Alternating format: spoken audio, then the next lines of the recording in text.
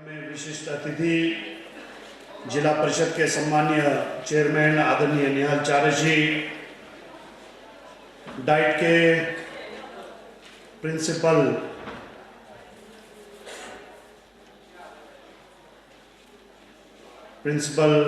कुलदीप जी, BDC के सम्मानीय chairman Ganga Ram ji, Kinfed के सम्मानीय चेयरमैन आदरणीय दौलत जी,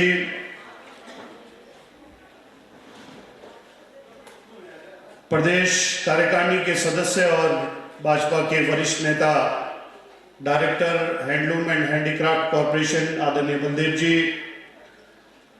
डिप्टी डायरेक्टर हायर एजुकेशन आदरणीय बसंत जी, एलिमेंट्री के आदरणीय अशोक जी,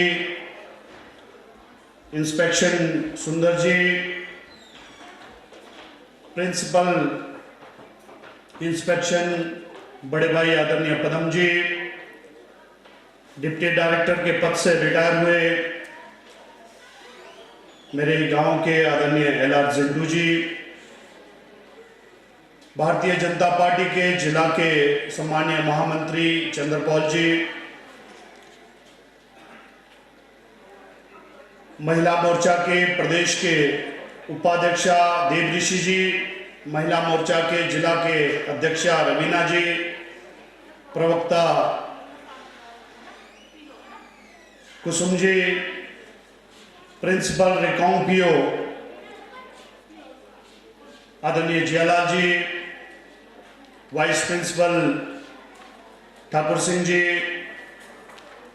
सुमित जी, पूमंडल के अध्यक्ष सुभाष जी, निचार के संजय जी, कल्पा के महामंत्री चंद्र भगत जी, जीतराम जी, अन्य उपस्थित यहां इस कार्यक्रम की शोभा बढ़ाने के लिए आए सभी अध्यापकगण, पूर्व में रहे विद्यार्थियों और इस कार्यक्रम को विशेष रूप से कवर करने के लिए आए हमारे पत्रकार बंधु। बहुत शानदार कार्यक्रम आप सभी ने मिलकर किया है। इसके लिए मैं कुलदीप जी और उनकी सारी टीम को बहुत बहुत बधाई देना चाहता हूं।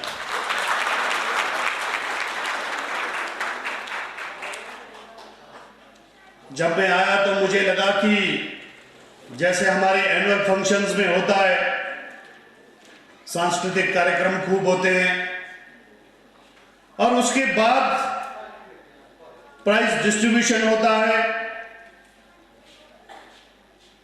और मुझे लगा कि लगभग वैसा ही होगा। वो सब भी है, लेकिन इसके साथ साथ डाइट के साथ साथ समग्र शिक्षा क्या है, इसको समझने का भी आज मुझे मौका मिला। यह तो अपने आप में एक बहुत बड़ा सब्जेक्ट है। यदि इसका क्रियान्वयन अगर हम ठीक से करेंगे तो मुझे लगता है कि शिक्षा में बहुत बड़ा परिवर्तन आ सकता है। हमारे समय में तो अध्यापक जो पढ़ाते थे वही होता था, बीपीओस का थोड़ा सा मॉनिटरिंग होता था, लेकिन शिक्षा की दृष्टि से बैकबोन पीछे से कैसे शिक्षा होना चाहिए, इसके लिए सरकार ने बहुत बड़ी योजना बनाई है। और मुझे लगता है कि समग्र शिक्षा को यदि हम नर्सरी से +2 तक सारे का सारा एक साथ जोड़ दिया, इसको हम ठीक से करेंगे तो निश्चित रूप से शिक्षा के क्षेत्र में बहुत बड़ा परिवर्तन आ सकता है, बदलाव आ सकता है। इसलिए मेरा अनुरोध है आज के अवसर पर कि जो गाइडलाइंस तय किए गए, हमेशा रहता है सरकारें रोड मैप देती है, लेकिन उसका इंप्लीमेंटेशन नीचे तक हो, जमीनी स्तर तक हम उसको यदि लाएंगे तो उस प्रोग्राम का लाभ मिलता है, उस डिपार्टमेंट को भी मिलता है और उस क्षेत्र में जो बेनिफिशियरीज होते हैं उनको भी मिलता है। और जहां जहां मुझे इस क्षेत्र में कुछ करने के लिए मेरी आवश्यकता होगी, हमेशा से मैं आपके साथ हूं, यह भी मैं आपको बताना चाहता हूं। आज शिक्षा के क्षेत्र में किन्नौर के भिन्न भिन्न स्थानों में हम जाते हैं, जनता आती है, कार्यकर्ता आते हैं, पंचायती राज संस्थाओं के प्रतिनिधि आते हैं। वो कहते हैं कि अध्यापक कम है, विशेष रूप से नॉन मेडिकल के टीचर नहीं है। मैं अशोक जी से बात कर रहा था तो कह रहे थे कि 50% ही है किन्नौर के अंदर नॉन मेडिकल के अध्यापक। इसकी ओर हम कोशिश कर रहे हैं। और अभी मैं कल बड़ा कम्मा में था, वहां बच्चे पढ़ना चाहते हैं लेकिन नॉन मेडिकल के अध्यापक नहीं है, उसके कारण इधर उधर वो बता रहे थे कि हम अमीर भी नहीं हैं। तो जो पुरानी पद्धति हमारे यहां थी कि मामू के पास पढ़ाना, बहन कहीं अच्छे घर में शादी है तो उसके पास पढ़ाना, नहीं तो कोई और रिश्तेदार नजदीक का है तो उसके पास पढ़ाना, वो कह रहे थे कि हम ऐसे करके काम चला रहे हैं। तो इसलिए हम 14 तारीख को श्रद्धेय ठाकुर जयराम जी से मिलने वाले हैं कि क्षेत्र में जो है क्या रास्ता निकल सकता है, क्योंकि बाहर का किसी का भी हम पोस्टिंग करते हैं तो अपना एडजस्टमेंट करवा लेता है और यहां नहीं आ रहे वो सेवा के लिए। इसलिए ये एक समस्या है। लेकिन मैं एक और बात देख रहा था, कुलदीप जी कह रहे थे कि भाई 50 से 25 हो गई संख्या, और मुझे लगता है कि कहीं ना कहीं ये संख्या जो कम हुआ है, मैं साथ ये भी आंकड़े पूछ रहा था कि हमारे पास बच्चे आते रहते कि हमारी प्लेसमेंट नहीं हो रही है, हमको नौकरी नहीं मिल रही है। तो बताया कि 2015 के बाद के बच्चों की नौकरी नहीं लगी। तो 100 भी संख्या करेंगे तो क्या करेंगे, उसका लाभ क्या? और 2015 से पहले भी 4-5 लोग बचे हैं। इसलिए हमको ये सोचना पड़ेगा, जब लोग कहते हैं कि अध्यापक नहीं है इसलिए बच्चे नहीं पढ़ रहे हैं, लेकिन प्राइमरी में कुछ और समस्या है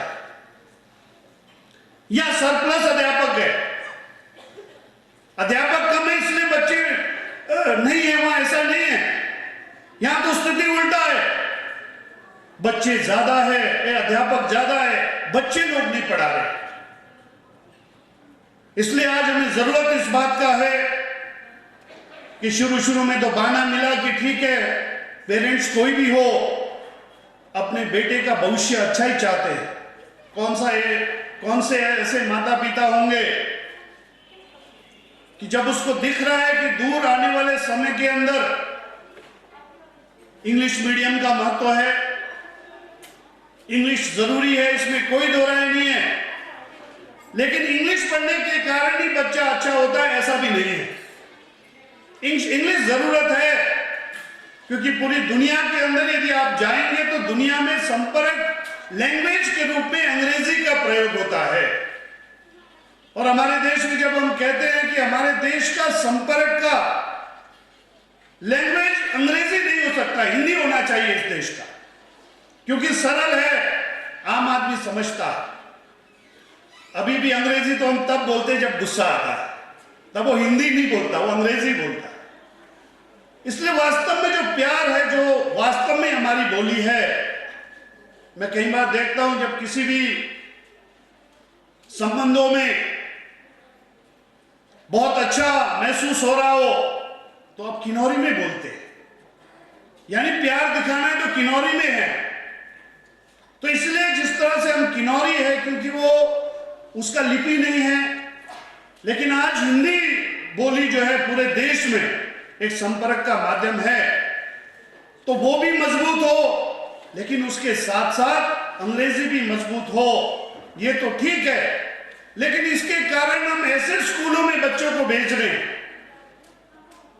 मैं तो ये राजनीति जो है, वैसे राजनीतिक लोगों को आम समाज में जो है ऐसे लोग मानते लोग डफर लोग होते हैं, ये कहीं फिट नहीं हुए इसलिए राजनीति करते हैं।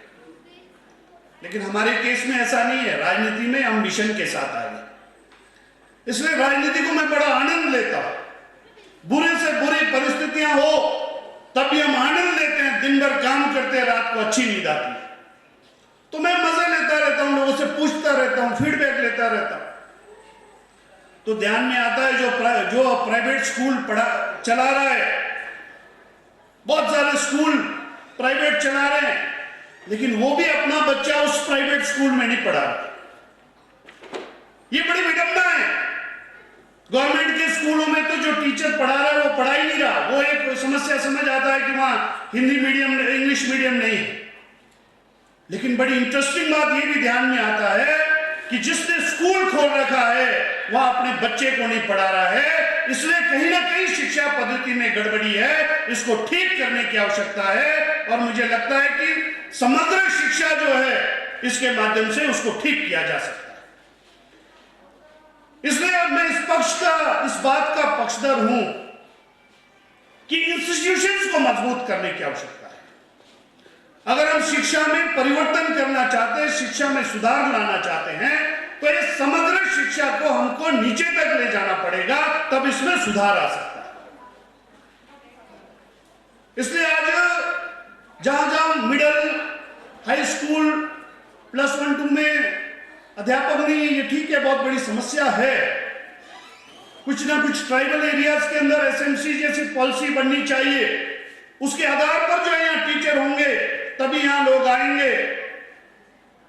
लेकिन उसके साथ साथ जहां अध्यापक प्राइमरी में है वहां भी हमारे लोग नहीं पढ़ा रहे हैं, स्कूल बंद हो रहे हैं।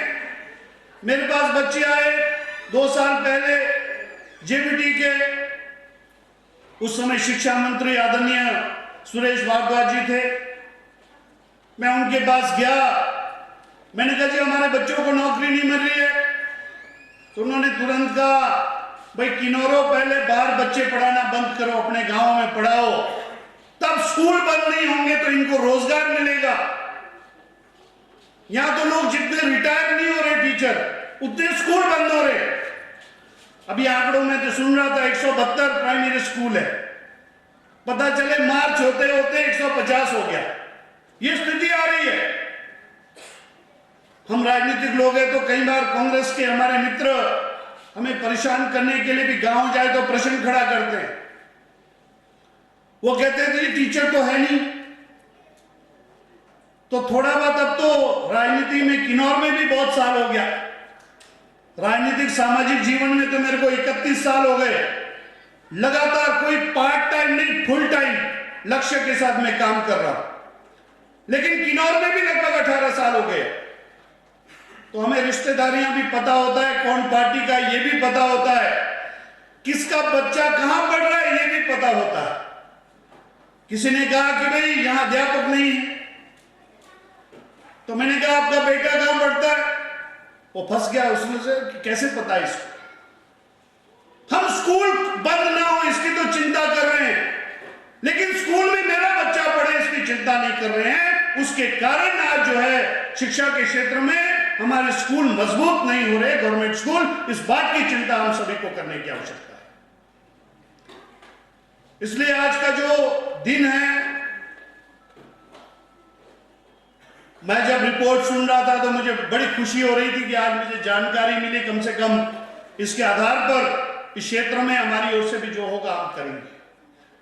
और आज मैं देखता हूं यहां चाहे वो डाइट के अंदर है या तो हमारे साथ के अध्यापक, प्रिंसिपल साहब भी हम लॉ में क्लास फेलो थे पंजाब यूनिवर्सिटी में, या थोड़े बहुत सीनियर है, 2-3 साल सीनियर है या जूनियर है, कुल मिला के डाइट में भी मैक्सिमम वही लोग हैं। हम सोलन पढ़े, बहुत सारे लोग सोलन वाले हैं। आज हम सबको मिलकर किन्नौर के शिक्षा में कैसे सुधार ला सकते हैं, इसके बारे में हमको चिंता करने की आवश्यकता है। सरकार की ओर से कोई कमी नहीं है। मैं बजट सुन रहा था, बजट भी 14-14 करोड़ मिल रहा है।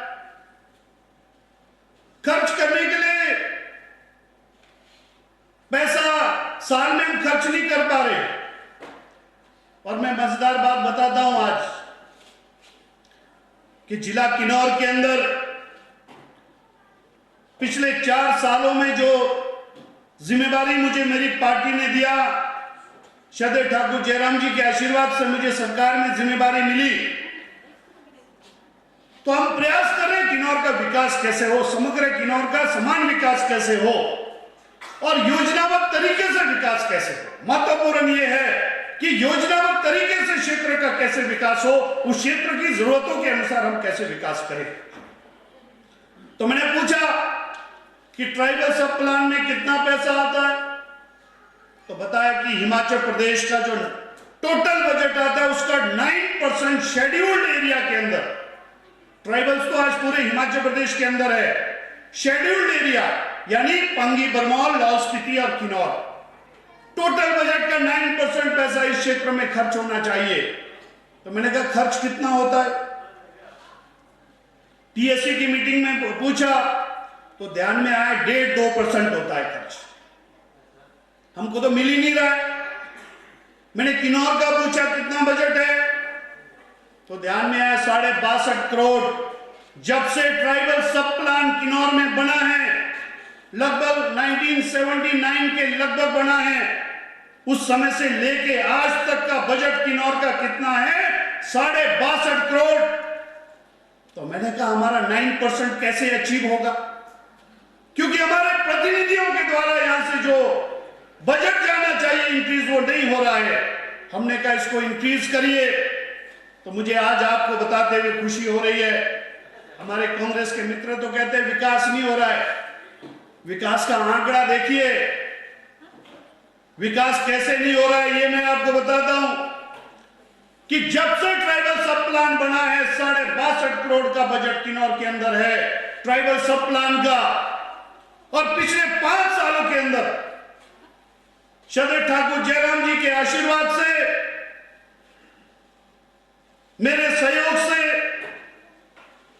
हमने उसको 62.5 करोड़ को 140 करोड़ लेकर गए हैं 5 साल के बजट में। आप कल्पना करिए,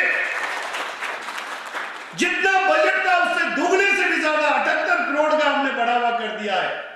यदि आपकी सोच हो विकास करने की, राजनीति को यदि मिशन मानकर आप चलते हैं कि हमने समाज में परिवर्तन करना है, क्षेत्र का विकास करना है, तो क्षेत्र में परिवर्तन हो सकता है। यह मैं आपको एक उदाहरण देना चाहता हूं। इसलिए आज किसी भी क्षेत्र के अंदर, मैं तो यह आंकड़ा वो बताया जो बजट पास होता है विधानसभा में, वो बजट की बात कर रहा हूं। इसके ऊपर गवर्नमेंट ऑफ इंडिया से 25 करोड़ 18 करोड़ हर साल हम ला रहे, मेजर वर्क माइनर वर्क के लिए 6 करोड़ 7 करोड़ ला रहे, गृह अनुदान के लिए 1.5-2 करोड़, वो नहीं है इंक्लूड इसमें। वो तो आपकी ताकत है, जितना ला सकते हैं लाओ, लेकिन मैं जो मेन बजट है मैं उसकी बात कर रहा हूं। इसलिए आज